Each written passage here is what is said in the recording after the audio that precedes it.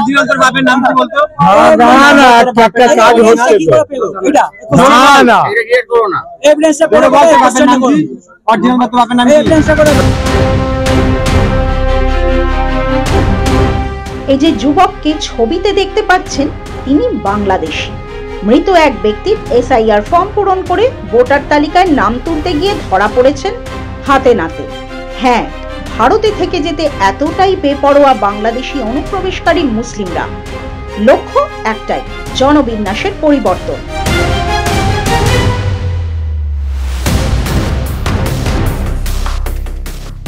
SIR প্রক্রিয়া শুরু হতেই সীমান্ত দিয়ে পিলপিল করে পালাতে শুরু করেছে বাংলাদেশি অনুপ্রবেশকারী মুসলিমরা। তৃণমূলের ছোট বড় মেজ নেতারা যতই হম্বিতম্বি করুক, তারা যে আর বাঁচাতে পারবে না তা টের পেয়ে গিয়েছেন অনুপ্রবেশকারীরা। আর তাই লোটা কম্বল গুটিয়ে সীমান্তে গিয়ে দলে দলে বিএসএফ এর কাছে গিয়ে আত্মসমর্পণ করছে তারা। হাতে পায়ে ধরে বলছে, নিজেদের দেশে ফিরে যেতে চাই, সীমান্তের দরজাটা খুলে দিন।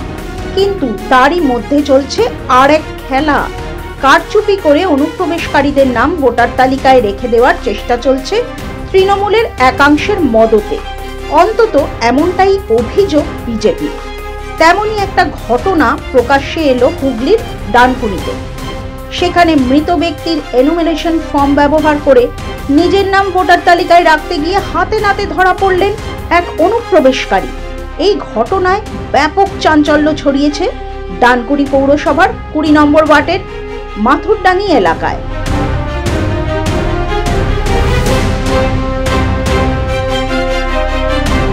অভিযুক্ত বাংলাদেশি অনুপ্রবেশকারী নাদিম জানিয়েছেন, 15 বছর আগে বাংলাদেশ থেকে ভারতে অনুপ্রবেশ করেন তিনি। এরপর মাথুরডাঙ্গি এলাকায় থাকছিলেন। এসআইআর প্রক্রিয়ায় ভোটার তালিকায় নাম তোলার জন্য মহসিন খান নামে এক ব্যক্তির ফর্ম ফিল আপ করেন তিনি। প্রায় 10 বছর আগে মৃত্যু হয়েছে মহসিনের।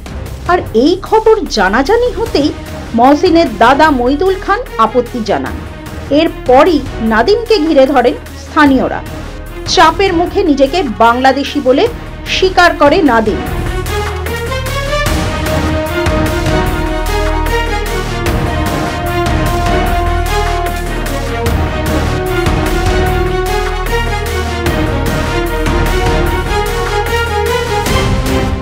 অরিজিনাল তোর বাপের নাম কি বলতো?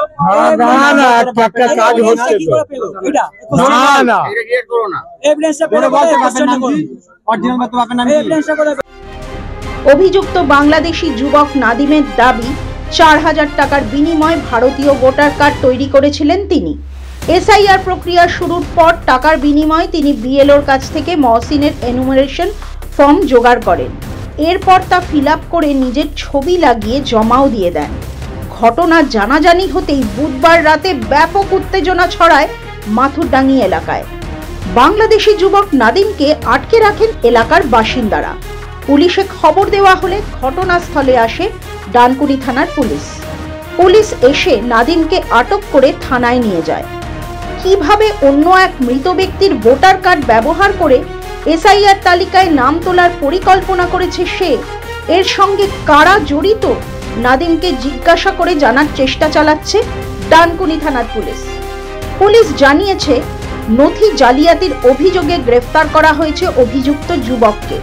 কিন্তু ঘটনায় বিএলওর ভূমিকা নিয়ে প্রশ্ন উঠছে। এই ঘটনায় গভীর আশঙ্কা প্রকাশ করেছে বিজেপি। দেখুন, ডানকুনি এবং ডানকুনির চারপাশে আমরা বারবার বলে এসেছি, ভারতীয় জনতা পার্টি বারবার বলে এসছে, শুধু আজকে থেকে নয়, আজকে এসআইআর হচ্ছে, এর আগেও বলে এসেছি আমরা যে বাংলাদেশি অনুপ্রবেশকারী ভর্তি হয়ে যাচ্ছে। কিন্তু তখন কেউ ভ্রুক্ষেপ করেনি, প্রশাসন দ্বারা কারোর নজর দেওয়ার সময় পায়নি। আজকে এসআইআর হওয়ার ফলে এগুলো ধরা পড়ছে আস্তে আস্তে। আর এই নাদিম নামে যাকে ধরা হয়েছে, অত্যন্ত নিন্দনীয় ঘটনা যে মৃত ভোটারের এসআইআর ফর্ম নিয়েও, তার ভোটার কার্ড নিয়েও এখন একরকম জালিয়াতি চলছে। এটা সারা পশ্চিমবঙ্গে চলছে, ডানকুনি তার ব্যতিক্রম নয়। বারবার বলা সত্ত্বেও ভ্রুক্ষেপ করেনি। আগামী প্রজন্মকে ধ্বংস করে দেওয়ার জন্য এই রকম জালিয়াতি দীর্ঘদিন ধরে চলে আসছে। আজকে বলছে 15 বছর আগে। 15 বছর আগে এই তৃণমূল সরকার ছিল না, তখন যে সরকার ছিল তারাও করেছে, এবং বর্তমানে ভোট ব্যাংক হিসেবে ব্যবহার করে আসছে এই তৃণমূল সরকার, যে রাজত্ব করে আসছে এতদিন ধরে। সুতরাং এদের ভোট ব্যাংক আস্তে আস্তে ভেঙে যাচ্ছে বলে এরা এইরকম কাজ করে চলেছে। মৃত ভোটারের ছবিও বাদ যাচ্ছে না, মৃত ভোটারের এসআইআর ফর্মও বাদ যাচ্ছে না, সবই এরা টাকার বিনিময়ে এদিক ওদিক করে ফেলছে। তবে নাদিম একটি মাত্র নিদর্শন, এরকম প্রচুর ঝুড়ি ঝুড়ি ডানকুনি এবং তার চারপাশে হয়ে রয়েছে দীর্ঘদিন ধরে, যেগুলোকে অবিলম্বে উচ্ছেদ না করতে পারলে আমাদের জন্য অত্যন্ত খারাপ ভবিষ্যৎ অপেক্ষা করে রয়েছে। পশ্চিমবঙ্গে এসআইআর প্রক্রিয়া শুরুর আগে থেকেই বাংলাদেশি মুসলিম অনুপ্রবেশকারীদের বাঁচানোর জন্য নানা ফন্দি ফিকির করছে তৃণমূল। এসআইআর বানচাল করতে কোমর বেঁধে ময়দানে নেমেছে তারা। তারই মধ্যে বিভিন্ন জায়গায় কারচুপি করে অনুপ্রবেশকারীদের নাম ভোটার তালিকায় রাখার চেষ্টা হচ্ছে বলে তৃণমূলের বিরুদ্ধে অভিযোগ করেছে বিজেপি। ব্যুরো রিপোর্ট, মাধ্যম।